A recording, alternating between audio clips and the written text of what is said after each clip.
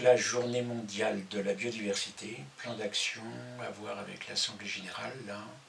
Donc comment tu vois ça, toi, au niveau du CAC GJP, là? Pour la Confédération des associations et des coopératives de Géoparc Jbel-Beni, je pense que cette fois-ci, la journée mondiale de la biodiversité, il faut orienter plus pour la défense. Faune, flore, etc. Pour la défense de l'environnement, Ouais. la protection de la faune et de la flore. On peut même dire la gestion hydrique, Ouais. la gestion de l'eau, quand on a la problématique du stress hydrique. Ouais. On prévoit c'est de créer un écosystème qui vise à atténuer le réchauffement climatique, restaurer des écosystèmes qui sont délaissés par des coopératives des femmes. D'accord, toi au niveau des douars, là, pour les jeunes, là, pour les clubs, etc. Oui, donc ce sera le même cas pour le club des jeunes et aussi pour les partenariats avec les associations locales ici. Donc on a fait avec eux des campagnes de nettoyage qui rentrent de leur côté de défense de l'environnement. Maintenant on va essayer avec nos nouveaux plans d'action d'élargir un peu et aussi de leur passer ce message-là et qu'eux font passer ce message-là par la société civile, pour les élus, pour tout ce qui peut rentrer là-dedans au niveau d'un défense de l'environnement ou au niveau d'une biodiversité aussi. D'accord, alors on est bien d'accord que dans tous les cas, là il s'agit, ça peut être de la formation, mais il s'agit maintenant de pouvoir agir. Oui, passer à l'action. Donc à partir de là, ce sont des plans d'action, donc il faut arriver à avoir des programmes. Donc là actuellement, pour ce qui est par exemple, disons, de faune, flore, etc., je dirais qu'avec Aïcha Amdouche, donc doctorante, on a fait les études de la permaculture. Donc permaculture, ça va être le fait à la fois de gérer faune et flore, plantes aromatiques médicinales, donc plantation dans le cadre de coopératives, permaculture, association des plantes, donc l'étude a été faite de respecter, disons, les 360 degrés au niveau des 12 mois de l'année pour pouvoir conserver le fait des ruches qui doivent pouvoir survivre aux chaleurs de l'été.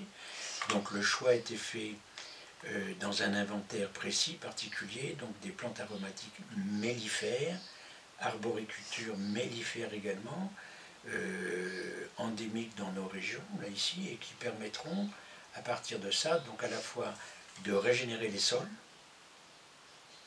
les écosystèmes ayant été détruits en 1985 avec l'attaque des criquets dans tous les cas et le passage des insecticides. Donc là, on est dans ce cas actuellement. Donc actuellement, le fait d'avoir des criquets dans la zone sud de Tata, on est en 2023. Donc il s'agit d'avoir des plans d'action qui soient durables et qui tiennent compte de ces spécificités à ces régions. Donc là, je dirais que stress hydrique important, mais également dans cette importance de gestion de ce qu'on a à voir, parce qu'on doit persuader à la fois élus, notables, je dirais que les ethnies également, qui ont leurs coutumes et leur culture à la fois vernaculaire, etc., de passer à des nouvelles techniques, nouvelles technologies, qui doivent être comprises. Donc là, la formation fait partie. Les jeunes peuvent être un porteur, disons, de messages à ce niveau-là, et au niveau des associations, de pouvoir pratiquer.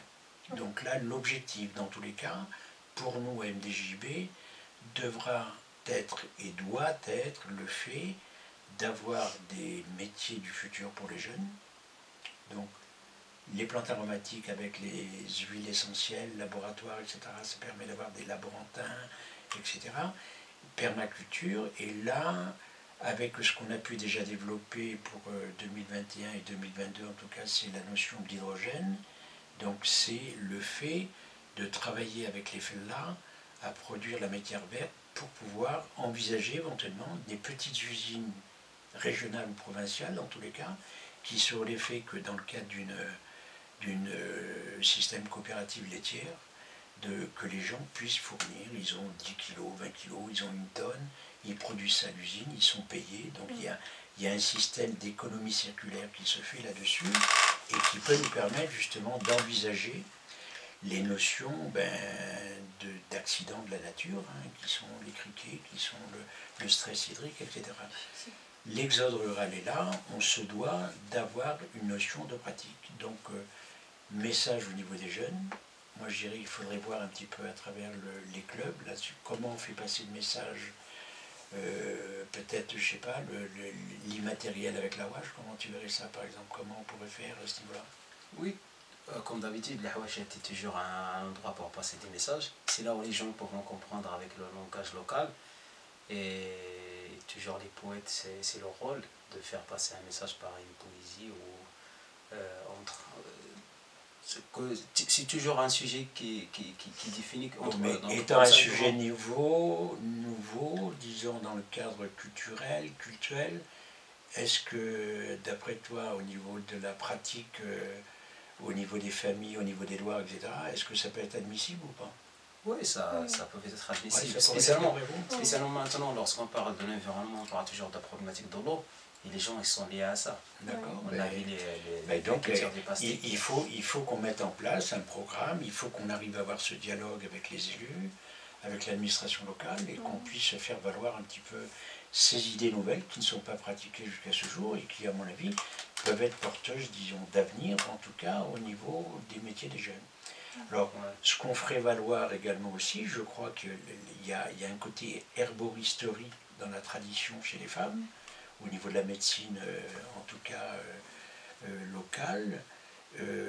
On a toutes ces études qui ont été faites avec le laboratoire de l'Université Mohamed V, là, au niveau d'un relevé de toutes ces plantes du territoire qui va de Zagora à Tantan. Donc on a quand même toute cette place et tous ces arrière-pays à considérer. Mais je dirais qu'à partir de là, il y a la possibilité de qualifier, de quantifier, et puis par le numérique au niveau du comité de nouvelles technologies de la communication, là, disons qu'il faudrait qu'on puisse faire valoir tout ça au niveau des associations. Donc tu parlais du CAC là tout à l'heure, donc sur Guilmim, faire valoir, et puis Zagora également.